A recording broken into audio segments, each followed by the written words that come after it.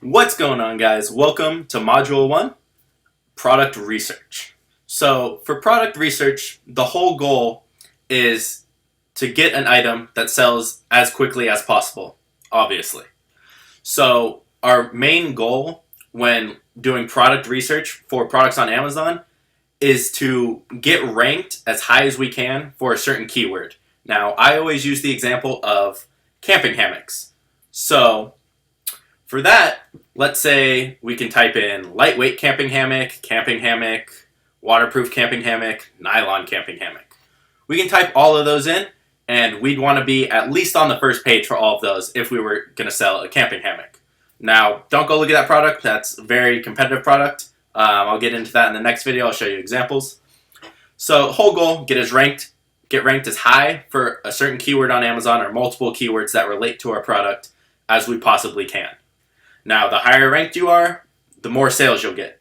And the more sales you get, the more you move up on Amazon. What Amazon does, they don't share their exact algorithm, but it is very dependent on how many units you sell a day. So someone who sells 20 units over someone who sells 10 will most of the time be ranked higher for different keywords, depending on what keywords people use to search and buy their product. So what we're looking for when doing product research is, first thing is, how many units are they selling a day? So I'll usually set a minimum of, okay, I want to sell at least 10 of this item a day. Otherwise, I'm not going to go after it. Next is, how competitive is it? Now, we can kind of gauge competition by reviews.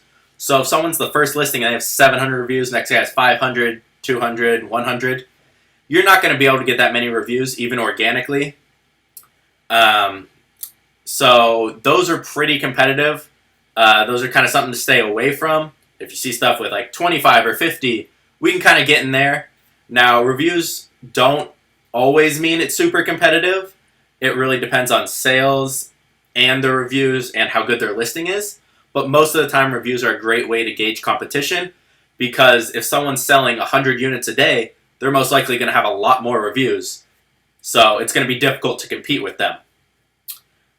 Next thing I look at is, this is kind of be the first thing, is the item patented? So go on Google Patents, do a search for multiple different versions of whatever keywords for that product, because even if there's people on Amazon selling it and there's people in China supplying that product, it can still have a patent. That happened to me on one of my first products.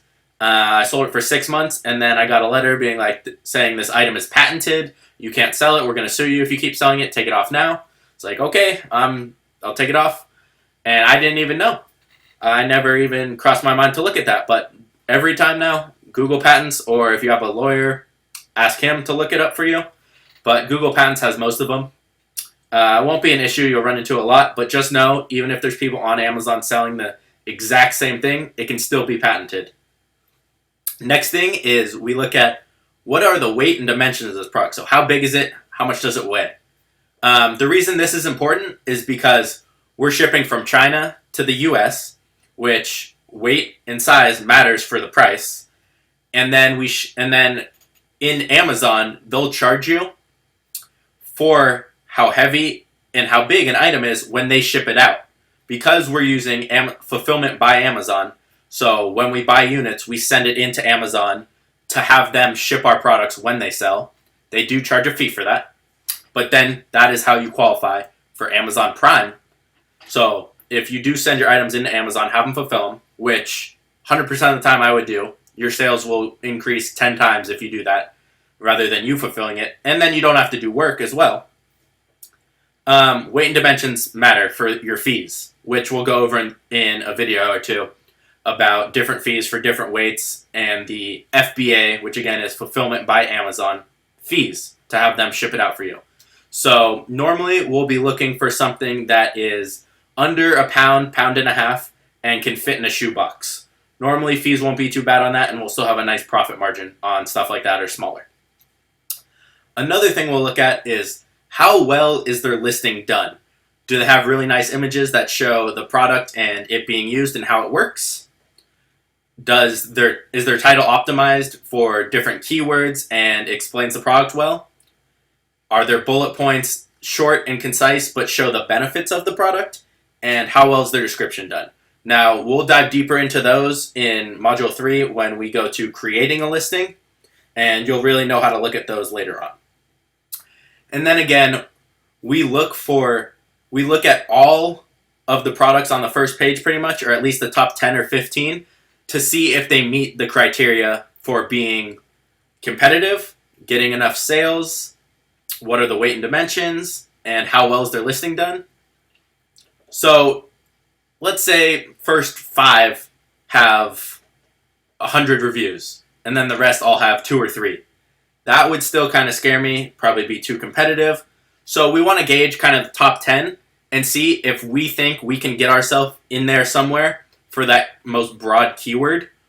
And if we can, and it meets all criteria, then it's probably a great product to start. We just have to look at a couple other things, which will be in the next video. So that's going to be all for the first video on Module 1. Next video, I will be showing you the tool I use to do product research and showing you examples of products that are too competitive, not competitive enough, so it doesn't have enough demand, and a product that would be great to start. And I'll just see you guys in the next video.